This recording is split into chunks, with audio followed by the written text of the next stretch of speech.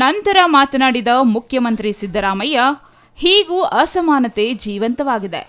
ಅಧಿಕಾರ ಸಂಪತ್ತು ಕೆಲವು ಜನರ ಕೈಗೆ ಇರಬಾರದು. ಬಲಾಢ್ಯರ ಕೈಯಲ್ಲಿ ಅಧಿಕಾರ ಸಂಪತ್ತು ಇದ್ದರೆ ದೇಶದಲ್ಲಿ ಸಮಸಮಾಜ ನಿರ್ಮಾಣವಾಗುವುದಿಲ್ಲ. ನಾನು ಮುಖ್ಯಮಂತ್ರಿಯಾಗಲು ಸಂವಿಧಾನ ಕಾರಣ. ಆ ಸಂವಿಧಾನವನ್ನು ಬದಲಾವಣೆ ಮಾಡಲು ಪಟ್ಟಭದ್ರ ಹಿತಾಸಕ್ತಿಗಳು ಹುನ್ನಾರ ನಡೆಸುತ್ತಿದ್ದಾರೆ ಎಂದರು. ಬಸವಣ್ಣನವರ ಸಮಸಮಾಜ ನಿರ್ಮಾಣವಾಗಿಲ್ಲ. ಕಂದಾಚಾರ, ಮೌಢ್ಯತೆ ಬಿಡಿ ಎಂದು ಬಸವಣ್ಣ ಹೇಳಿದ್ದರು. ಆಣೆ ಬರಹ ಯಾರೂ ಬರೆಯೋದಿಲ್ಲ. ಜೀವನವನ್ನು ಸಾರ್ಥಕ ಮಾಡಿಕೊಳ್ಳಬೇಕು. ಆರೋಗ್ಯ, ಶಿಕ್ಷಣ ಕ್ಷೇತ್ರದಲ್ಲಿ ಸುತ್ತೂರು ಮಠ ಸೇವೆ ಮಾಡುತ್ತಿದೆ. ಸಾವು ಬದುಕಿನ ನಡುವೆ ಜೀವನವನ್ನು ಸಾರ್ಥಕ ಮಾಡಿಕೊಳ್ಳಬೇಕು. ಶಿಕ್ಷಣ ಪ್ರತಿಯೊಬ್ಬರಿಗೂ ಮುಖ್ಯ.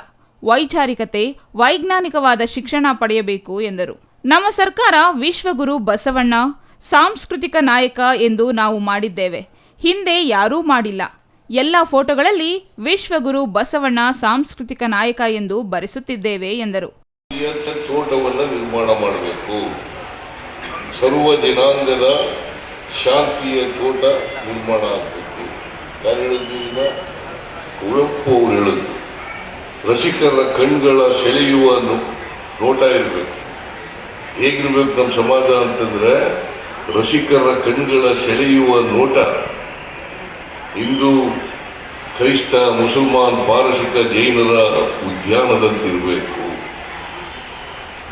ಅದಕ್ಕೋಸ್ಕರ ಈ ಉದ್ಯಾನ ಆಗಬೇಕಾದ್ರೆ, ಸರ್ವ ಜನಾಂಗದ ಶಾಂತಿಯ ತೋಟ ಆಗಬೇಕಾದ್ರೆ ನಾವು ಮೊದಲು ಮನುಷ್ಯರಾಗಿ ಬಾಳಬೇಕು.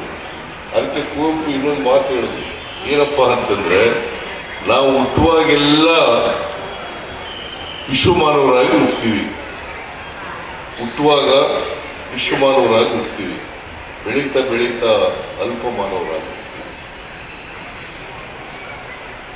ಬೆಳೀತಾ ಬೆಳೀತಾ ಅಲ್ಪ ಮಾನವರಾಗಿ.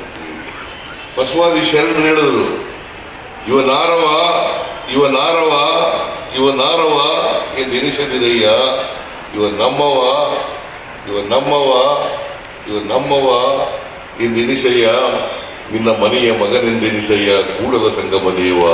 ಇವ ನಾರವ ಇವ ನಾರವ ಇವ ನಾರವ ಅನ್ನೋ ಸಮಾಜ ಇರಬಾರ್ದು. ಇವ ನಮ್ಮವ ಇವ ನಮ್ಮವ ಇವ ನಮ್ಮವ ಅಂತಕ್ಕಂಥ ಸಮಾಜ ಇದೆ. Kumar, CTV news, Nanjangud.